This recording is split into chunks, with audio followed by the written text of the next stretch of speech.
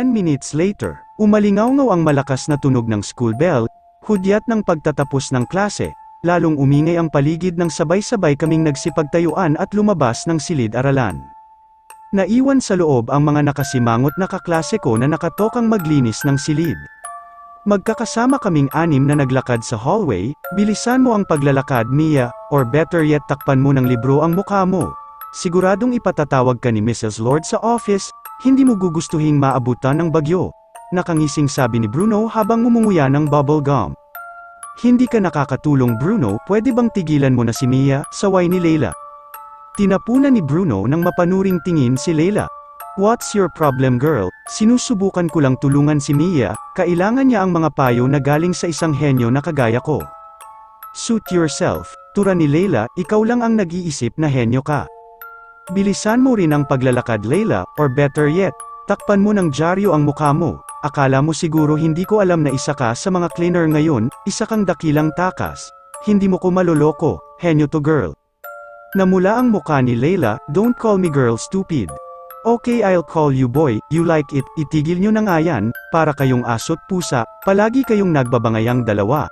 Naiiling na saway ni Clint, kinalabit nito si Nana sa tabi nito. Basta ihanda mo ang listahan ng pangalan ng mga kaklase natin sa Lunes, Beshi, kailangan lahat tayo nakapirma para katunayan na tetestigo tayo laban kay Dragonessa. Lalaban tayo kasama ni Mia. Noted, Beshiwap, sabi ni Nana, tumingala ito at pinagmasdan ang maulap na kalangitan. Mia, gaya ng sinabi ni Nana at Bruno kanina, nasa likod mo lang kami, hindi ka namin iiwanan sa ere. Sabi ni Karina sabay pisil sa braso ko. Just be strong, okay, Mia the Dragon Slayer. Mia the Dragon Slayer, sabay-sabay nilang sabi, gusto kong tumakbo palayo sa kanila. Pakiramdam ko maduduwal ako na hindi ko maintindihan. Kanina lang ay musika sa aking pandinig ang bansag nila sa akin. Pero hindi na ngayon, pakiramdam ko pinirmahan ko ang sarili kong death certificate nang tanggapin ko ang bansag nila sa akin. Tila may kaakibat itong masamang pangitain na siyang magpapahamak sa akin sa bandang huli. Siguradong nakarating na sa mga tainga ni Miss Turtle ang bansag ng mga kaklase ko sa akin. Malamang nag-aalboroto na ito sa sobrang galit at pagnanasang makabawi. Bakit ang tahimik mo, Mia? Tanong ni Leila, anong iniisip mo? Natural ako, sino pa bang iisipin ni Mia? Sabi ni Bruno sabay ngiti, kumikinang ang suot nitong braces. Hindi ba Mia ako ang iniisip mo? Aminin mo na? Tigilan mo nga si Mia, stupid boy, muling saway ni Leila, akmang susuntukin nito si Bruno sa balikat pero agad na nakatakbo palayo ang huli. Bakit, Leila? Nagseselos ka ba? Well, hindi kita masisisi, sobrang gwapo ko kasi, kaya nga lahat ng mga kaklase natin crush ako, cute na nga, henyo pa. Saan ka pa, right? Pwede namang maging tayo, kaso mukhang magaan ang mga kamay mo. Nananakit ka ng mga cute na kagaya ko, dyan palang bagsak ka na sa akin. Ang kapal, bulalas ni Leila, iniisip ko kasi kung anong mangyayari kapag hindi kumampi sa akin si Mrs. Lord, sagot ko, mariin kong tiningnan si Leila. Huwag kang mag-alala, Dragon Slayer, pagsisisihan ni Mrs. Lord sa oras na kampihan nito ang Dragonessa, walang emosyong sabi ni Leila sabay tingin muli sa nilalakaran. Huwag mo na akong tawaging Mia the Dragon Slayer, gusto kong igiit kay Leila, hindi na ako kampante sa bansag nila sa akin, lalo kung manggagaling kay Leila. Pakiramdam ko may panlilibak sa tono ng pananalita nito na hindi ko maintindihan, tila may pagkasarkastiko, o sadyang malawak lang talaga ang imahinasyon ko. Marami nang gumugulo sa isipan ko. Ewan ko kung bakit palaging kampi ang principal kay Miss Turtle. Sabi ko, hindi kaya may pinaiinom itong gayuma kay Mrs. Lord. I know, bulalas ni Bruno sabay taas ng kanang kamay. Shut up, magkasabay naming sigaw ni Leila, nagkatinginan kaming dalawa. Natawa ako, bagamat na natiling seryoso ang mukha ni Leila. Kamot ang ulo na napangiti na lang si Bruno habang nakatingin sa amin. Nagpaalam na sina Clint, Nana, at Karina, diretso sila sa gate, samantalang kami ni Leila at Bruno ay sa parking lot nagtungo, dito nakaparada ang mga bike namin. Math test natin sa Lunes, siguradong pahihirapan tayo ni Miss Turtle, malungkot na tura ni Bruno. Ayoko talaga ng math, bakit ba kasi may math? Mas sasaya ang buhay kung walang math.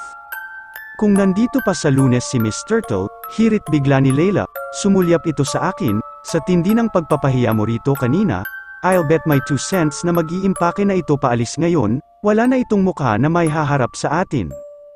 Baka buhok ang ibig mong sabihin, pagkaklaro ni Bruno sabay tawa. Sana nga, sabi ko, hanggat hindi ko na-upload ang video na nasa ballpen hindi mapapaalis dito ang dragon, ang dapat ay sasabihin ko, palihim kaming nagkatinginan ni Leila, kaming dalawa lang ang nakakaalam tungkol sa ballpen, mas maigi na ang ganito para sa oras na pumalpak ang plano namin. Kaming dalawa lang ang mapaparusahan. Nakatago sa silid-aralan ni Dragonessa ang test paper na gagamitin sa Lunes, ani Bruno. At paano mo naman nalaman, may pagdududang tanong ni Leila. Napangiti ng payak si Bruno, muli itong ngumuya ng bubble gum. Sabi ko sa iyo henyo ako, sagot nito, tinihil nito ang pagmuya, kung makakakuha ako ng kopya ng test paper, siguradong maipapasa ko ang math test sa Lunes, piece of cake. Gagawin mo yun, tanong ko, nababaliw ka na ba? Oo Mia, nababaliw na ako, nababaliw ako sa iyo, sagot ni Bruno, lumapit ito sabay akbay sa akin. Sinabi ko naman sa iyo Mia my love, lahat gagawin ko mapasaya ka lang. Kahit ang kunin ang test paper sa loob ng lungga ng mabangis na Dragonessa gagawin ko para lang sa iyo, handa akong magpatupok sa apoy maipakita ko lang sa iyo ang naglalagablab kong pag-ibig. Baliw, kumalas ako mula sa pagkakaakbay nito, puro ka talaga kalokohan. Tigilan mo nga si Mia, akmang sasampalin ni Leila si Bruno pero muli itong nakatakbo palayo habang tumitawa. But kidding aside, dagdag pa ni Bruno, gagawin ko ang lahat makapasa lang sa math test at sa lahat pa ng test na darating. 3 taon na ako sa 3rd year, kasalanan ko, sure, kaya nga ginagawa ko ang lahat para makagraduate na sa susunod na taon, whatever it takes, and that's a promise. Bruno, tumingin ka sa nilalakaran mo, sigaw ko pero huli na ang lahat. Bulalas ni Bruno nang bumangga sa nakaumbok na tiyan ng matabang lalaking nakaharang sa daraanan nito, nagmistulang trampoline ang tiyan nito, bamanda ang katawan ni Bruno rito, sumisigaw na tumalsik ito at sumubsob sa halamanan sa isang tabi, narinig ko ang pagkakabali ng mga sanga at ang mahinang pag-ungol ni Bruno sa ilalim. Pasensya na boy, naghaharutan kasi kayo kaya hindi mo ako napansin, sabi ni Mang Zilong, ang nag-iisang gwardya dito sa Perville High, hinimas nito ang matambok na tiyan, dumighay, sabay ngiti sa nakahandusay na si Bruno, lumabas ang mga ngipin nito na kasing dilaw ng ilaw sa parking lot, hawak nito sa kamay ang isang walkie-talkie, okay ka lang boy. Okay na okay po, huwag po kayong mag-alala, Mang Zilong, sumubsob lang naman ako, sagot ni Bruno habang himas ang bato, may mga dahon na nakadikit sa buhok at pisngi nito, nanlaki ang mga mata nito sabay sapo sa leeg, shit, nalunok ko ang bubblegum ko. Pasensya na rin po Mang Zilong, sabi ko, napatingin si Mang Zilong sa akin. At gaya ng inaasahan, tila hinuhubaran ako nito sa sobrang lagkit ng pagkakatingin nito sa akin. Naramdaman ko ang bahagyang pamumula ng mga pisngi ko, maraming estudyante ang inis sa matandang ito dahil sa kadaldalan at malisyosong pagkilos, kahit ang mismong prinsipal halata ang pagkaaburido sa tuwing kausap ang matanda, minsan gusto ko na itong tawaging Mang Kanor sa halip na Mang Zilong, at isumbong sa prinsipal, pero malakas ang kutob ko na hinding-hindi ako kakampihan ni Mrs. Lord, inis ito kay Mang Zilong, oo, pero mas inis ito sa akin. Mia the Dragon Slayer, tama ba?